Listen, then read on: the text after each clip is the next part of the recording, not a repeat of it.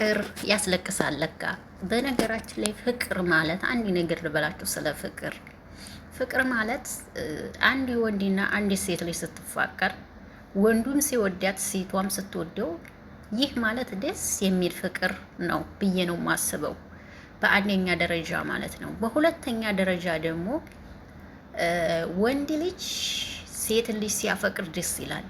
ሴት ልጅ ግን ወንድ ልጅን ስታፈቅር ብዙም ደስ አይልም።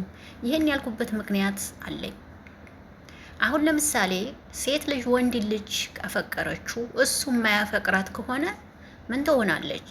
በጣም ትጎዳለች፣ ተጎጂ ትሆናለች። ዛሬ እየደነስኩ ነው የማወራላችሁ ማለት ነው። ተጎጂ ትሆናለች። ተጎጂ የምትሆንበት መንገድ ምንድን ነው? እሷ ናታ የምታፈቅረው፣ እሱ ደግሞ አያፈቅራትም። በልቡ ሌላ ሴት አለች። አያችሁ? ተጎጂዋ ማን ሆነች? እሷ ሆነች። ወንድ ልጅ ቢያፈቅርስ?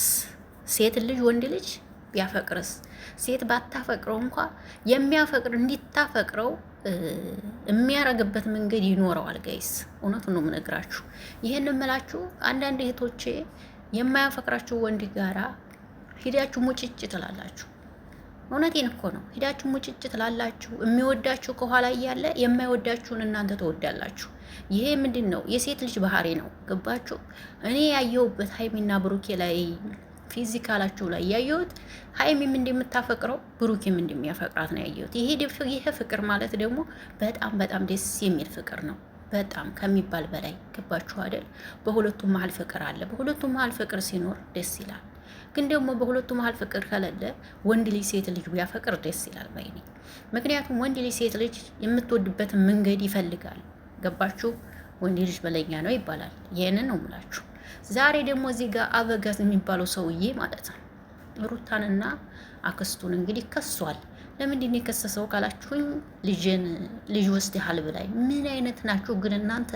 እንዲሁ ምን አይነት ጭቅጭቅጭቅ ጭምልቅልቅልቅልቅ አላችሁ? ማርያምን ጭምልቅልቅ አላችሁ። ግን ለምንድን ነው እና አብረሽ ተቆጭ ያጡት? ጋይስ ጭምልቅልቅ አሉ እኮ። የሚሰሩት ጭምልቅልቅ ያለ ስራ ነው እየሰሩ ያሉት። ለምንድን ነው ግን እነሱን የሚቆጣቸው ሰው የጠፋው? ለምንድን ነው ዝም የምትሏቸው?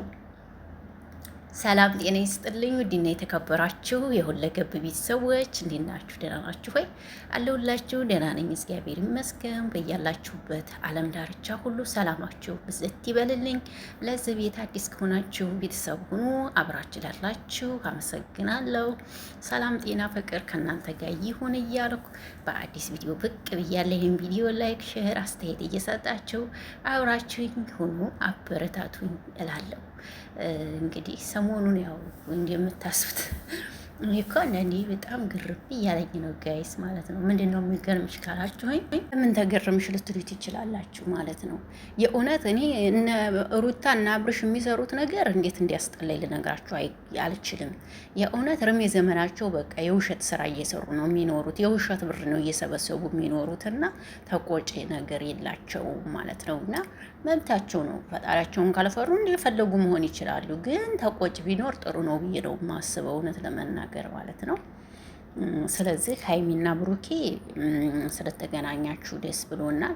ከዚህ በኋላ በመሀላችሁ ምንም አትፍጠሩ፣ በመሀላችሁ ምንም አታስገቡ። ከሰላም ውጭ ሌላን አታስገቡ ብዬ አስባለሁ። ከዚህ በኋላ አንቺም ደግሞ ፕሮሰስ ጀምሬ ስንት ነገር ጥዬ ነው የመጣሁት ምናምን መጀመሪያ አንዳንዴ ብሩኬም ባለፈው ለተወደ ዱባይ ሲሄድ በብጥብጥ ነው ሄደው።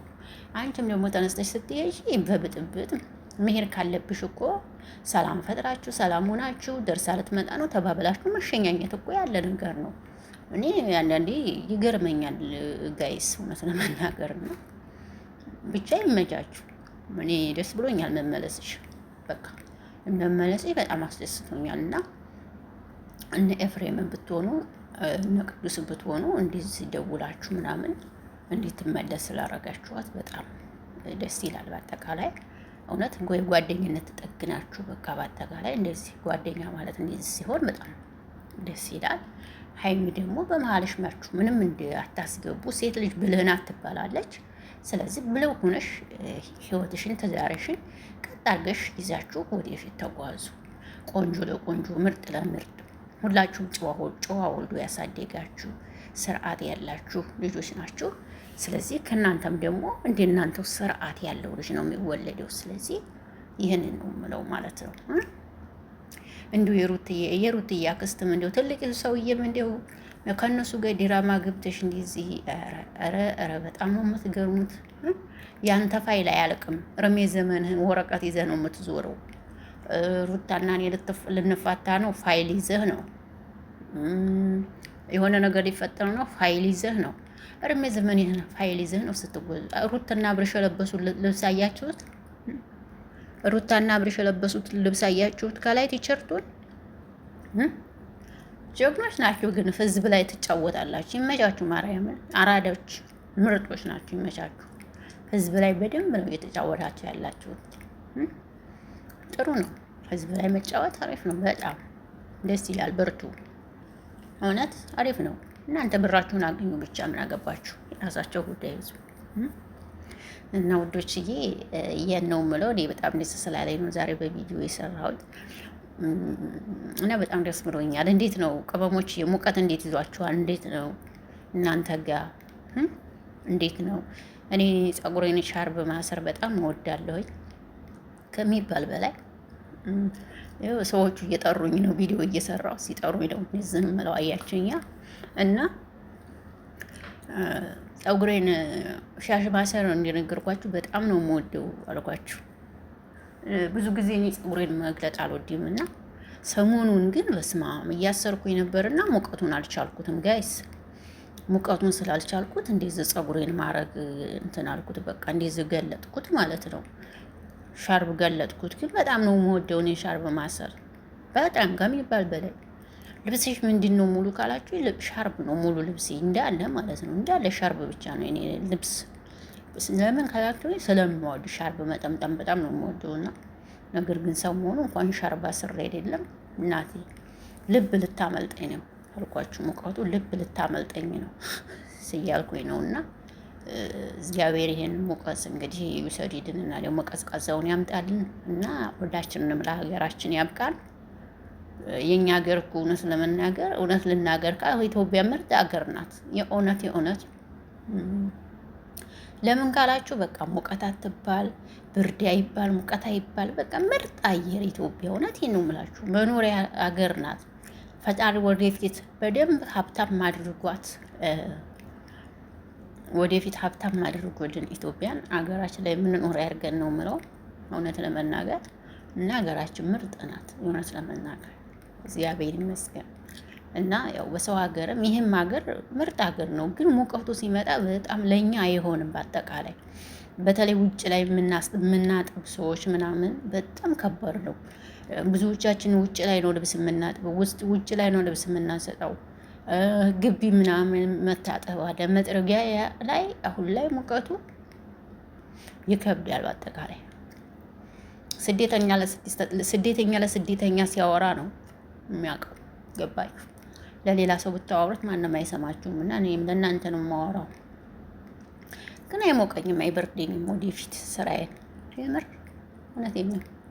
እናማ እንኳን ደስ ያላችሁ። በቃ የሀይሚዬና የብሩ ቤተሰቦች እንኳን ደስ ያላችሁ።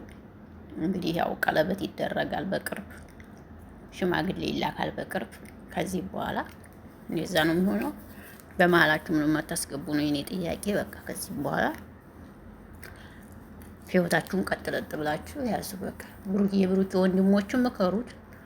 ሀይሚንም ለነገሩ ሀይሚንማ ራሷ ታውቃለች። ምን አብርሽ ይምከርሽ አለልሽም መቼም። አንቺ ትመክሪዋለሽ እንጂ እኔ ቆንጆ አንቺን እንኳ አብርሽ ይምከርሽ አለልሽም። አንቺ ትመክሪዋለሽ እርግጠኛ ነኝ። ደግሞ እሱ ምን አውቆ ነው ሰው ነው የሚመክረው? ለራሱ የሚሰራው ስራ ዝፍቅ ያለ ስራ እየሰራ ደግሞ ምን ሰውን ይመክራል? መጀመሪያ ከዚህ ከተዘፈቀበት ስራ ይውጣ እንጂ አንቺን እንኳን አይመክርም ነው የምለው። እንግዲህ ውድ የተከበራችሁ አድማጭ ተመልካቾቼ እንግዲህ ቪዲዮ ይሄን ይመስላል። ላይክ፣ ሼር፣ ሀሳብ አድርጉት እላለሁ። ወዳችኋለሁ፣ አከብራችኋለሁ። በሌላ ቪዲዮ እስከምንገናኝ ሰላማችሁ ብዝት ይበልልኝ።